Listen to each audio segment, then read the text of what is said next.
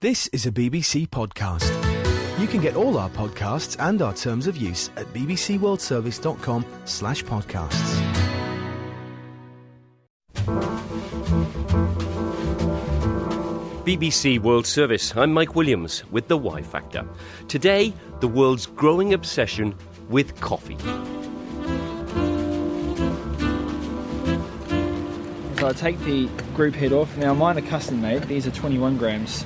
Standard they're 16. But I'm a bit of a coffee junkie. And I'm making everyone else a coffee junkie with me. Warner Newton was born in New Zealand, a country that's crazy about coffee. These days, he runs a coffee stall in London, the Fijo Tree.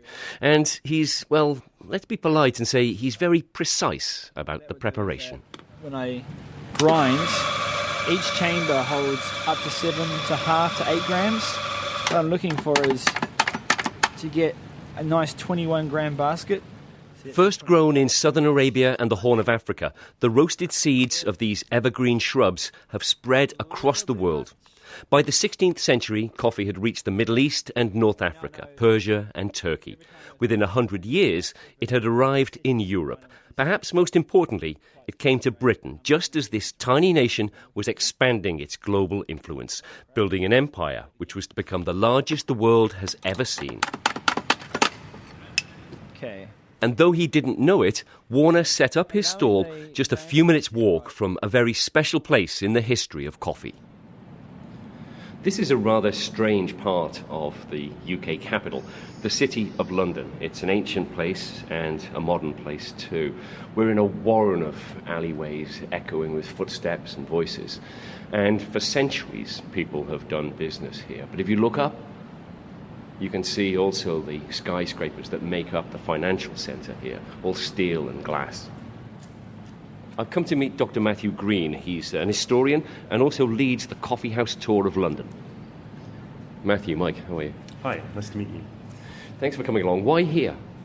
This is the site of London's first ever coffee house, and I think actually England's first ever coffee house as well. And although today there's not that much to see, it's a kind of sanctuary of calm away from the roar of Cornhill, this was once part of a heaving, cacophonous marketplace, and you would have seen in that alleyway, through a haze of smoke and steam, a flimsy wooden shack distributing this sort of bitter gruel. And this would launch 1,000 revolutions and transform the way Londoners interacted forever. Bitter gruel. Doesn't sound very appetising. No, it was absolutely revolting. And it's not just the case that our taste buds have become more refined. People at the time found it disgusting as well. It was commonly compared to oil, ink, soot, mud, and most commonly just excrement. But they loved the effects of it. And this is a country that had very little tradition of hot drinks, or indeed of sobriety. Most people were either slightly or very drunk all of the time because you couldn't drink the river water. So the arrival of coffee triggers the sort of dawn of sobriety that lays the foundations for the truly spectacular economic growth in the decades that follow. So it's truly the jet fuel of the Enlightenment.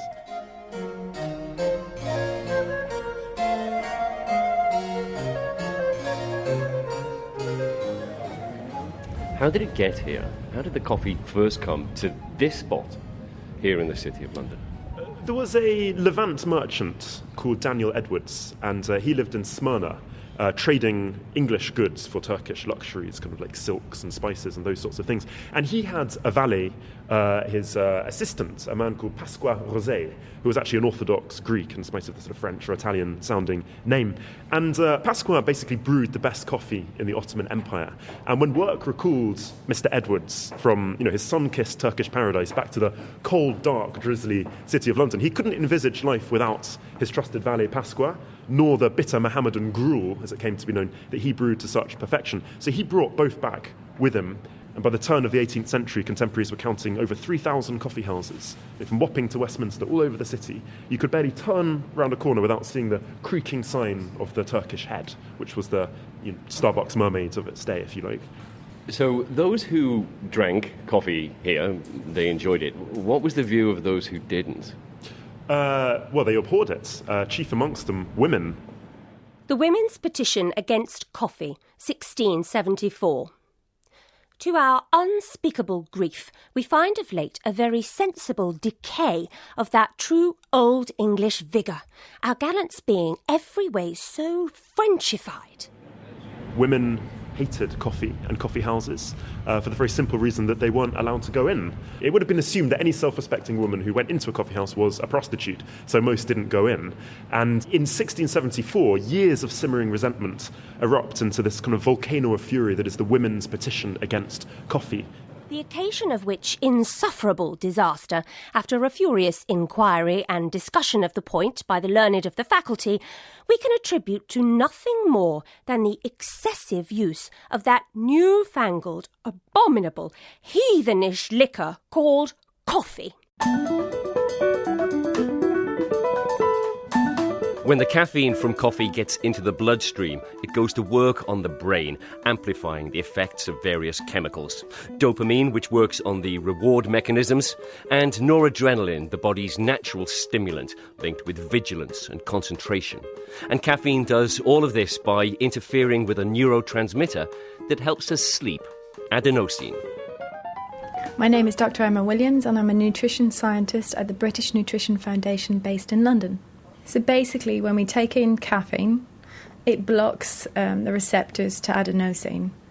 And in doing so, it takes its place in terms of the signalling process. So normally the levels of adenosine will dictate whether we're feeling sleepy or whether we're feeling awake. Whereas the caffeine comes in, takes its place, sends the signal to the brain, and that's why we feel more alert and awake. Perhaps because of these properties, demand for the stuff is enormous and growing. Earlier this week, February the 18th, the price of coffee futures in the commodities markets made the biggest daily gain in almost a decade. Over the year, the price has risen by nearly 40%. Yes, my name is Roberio Silva. I'm the Executive Director of the International Coffee Organization, which is an intergovernmental organization that represents all the coffee-producing countries and the countries that consume coffee as well. You seem rather interested in coffee. Why? Coffee is my passion. It's in your blood. My upbringing was not directly related to coffee, but I got to appreciate coffee at school because in Brazil, children at school drink coffee, and it's a national program. So it is something that is very much in the soul and in the blood of the Brazilians. Let's talk about the importance of coffee as a commodity. How big is it? It's the most widely traded tropical commodity in the world. Coffee is responsible for $180 billion of trade. And if you consider the end consumer, for the producing countries, though, it represents only $18 billion. So we have a huge imbalance between what the producing countries do and what is the final trade of coffee. If a coffee farmer could make coffee from the beans, how much would it cost him compared to a $3-4 latte on the west coast of the US? That is a big question because the farmers face not only the big costs in terms of farming, but also the risks and uncertainties of the weather. We are talking of a farmer, for example, in Burundi that I just visited last week, that is making $2 per day. And we are talking of a latte of $3, of $4. So it is a huge imbalance between one and the other. Global coffee consumption has almost doubled in the last 40 years, and there's no sign of that slowing. What's also changed is coffee culture, with the rise of national and international chains, like Starbucks, the largest coffeehouse company in the world. It has more than 20,000 stores in 62 countries, all grown from one little shop in a city in America's Pacific Northwest. My name is Knut Berger, and I'm a writer in Seattle. Back in the early 90s, I was part of the launch of a suburban weekly newspaper in the east side suburbs of Seattle, which would be familiar to most people as the Microsoft suburbs. Our whole distribution strategy this was at a time when Starbucks was expanding into the suburban sprawl, was to distribute our newspaper wherever there was a Starbucks. Starbucks was more than just a coffee place. It was an indicator of sort of intelligent life in the suburbs. The history of newspapers, in many ways, traces itself to those London coffee houses you mentioned and the role they played in building these communities. Coffee houses become associated very early on with civility and civil, sober exchange of information. If you went into any coffee house, the table would be strewn with newspapers and gazettes and political journals and things. You'd walk in, people would shout, "What news have you?" That's the first thing you'd notice. You'd have to divulge a nugget of news or gossip, something you'd read, heard, or most frequently just something you made up on the spot. And then that was the real currency. You'd kind of feed that into the general buzz. You'd sit down and then just start talking to your neighbours. You wouldn't know them half the time, but you'd just start talking about subjects of mutual interest. And it was bringing people together in these sort of lively, convivial spaces where they could talk about whatever they wanted, unmolested by the authorities from the state or the church or anything like that. So it heralded, the dawn of sort of free speech and discussion. In Seattle, there's a different cafe on every corner and if it's not Starbucks, it's Stumptown or some other place. And just as you could establish some sort of identity with what kind of coffee blend you drank, now you can pick and choose what kind of cafe you go to. You can go up on Capitol Hill and find a coffee shop where the anarchists hang out, or you can a cooperative, or you can go to a place, a hipster place. You could go to a place where it's all guys with their laptops and their casual Friday dress clothes. I don't know what they're doing, maybe writing scripts or selling real estate. The coffee trade is a strange one. 90% of production is in the developing world. Most of it's drunk in industrialized countries. But the pattern is changing. Climate change means that some coffee-producing nations may soon be unable to grow the crop, and the location of the consumers may change too. Roberto Silva of the International Coffee Organization has a dream, a very ambitious dream. Coffee is very difficult to sell in a country that is drinking tea. For example, in China, what we sell most is coffee with milk and sugar, the 3-in-1 package. The other thing that... This is instant. Yes. And the other thing that happens is that, for example, people buy the coffee and they perceive it as a gift. They don't drink the coffee, they put on a shelf. And just to show that they have coffee. So it is very difficult. It is developing on the shores in China, but it is still a long way to go. You imagine every Chinese having 1 cup of coffee per day. It's going to change the whole consumption in the world. It is a dream, but it's going to happen. So you're using this kind of prepackaged instant coffee with powdered milk and sugar as a kind of like a taster drug, an entry level into the good stuff. Exactly. That's the idea. Instant coffee comes first when you have a tea drinking country. Instant coffee comes first, and the best way to come is in a 3-way package to have something of a better taste for a tea drinker. So basically, you're trying to get them hooked, but you're starting gently. Yes, that's the way. Hooked in a nice way. Well, I've always laughed because if you think about the Starbucks business model, they're basically selling sugar and caffeine. It's not hard to make money on drugs. My daughter was a barista at a Starbucks in downtown Seattle, and she would often describe the customers that would line up at the door in the wee hours of the morning as they were getting ready. And there would be customers lined up at the door to come in and get their, triple venti, espressos or whatever it was. She described them as being like dogs going through a door that they'd have their nose in the crack of the door and push through face first. They were so eager to get down there. She said it was amazing how addicted some of the people were. Well, I wouldn't use the word addiction when it comes to caffeine. I'd rather use the word dependence. Dr. Emma Williams again. So caffeine is a stimulant to our central nervous system, and regular use of caffeine does cause mild physical dependence. But caffeine doesn't threaten our physical, social, or economic health in the way in which addictive drugs do. There's still a great deal that we don't know about coffee, and many scientists are researching the effect it has on the body, short-term and long. The negative effects of coffee can and have been overstated, but so too can the positives. We have the benefits of coffee to the health, and this we are helping to propagate, and we are helping to people to understand that the more they drink coffee, the more they do for their health in terms of their heart conditions, in terms of the cancer, and it is something that the organization is very proud to be working with.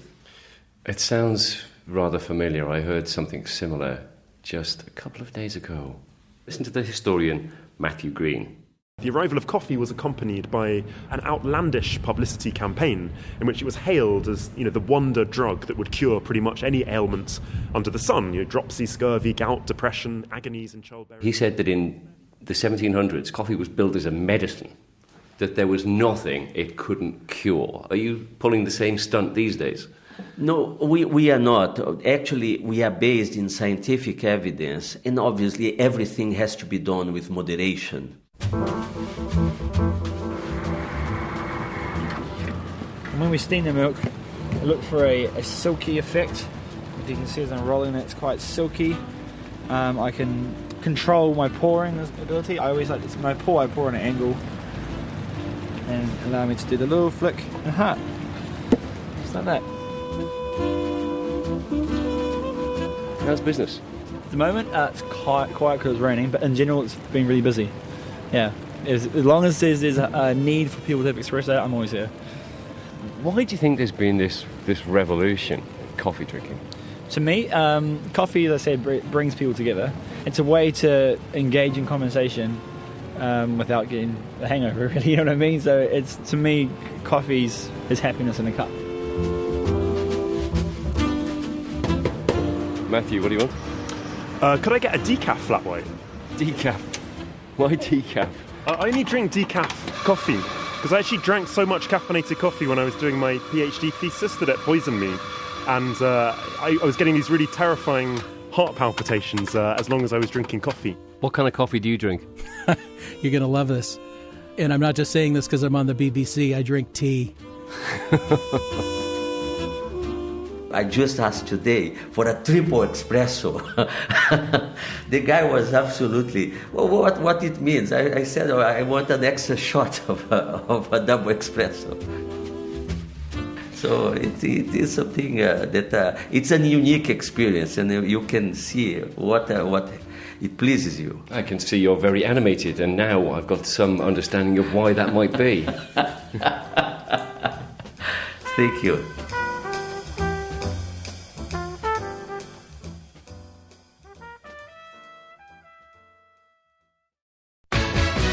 There are dozens of different podcasts now available from the BBC, including news, documentaries, science, business, arts and sport.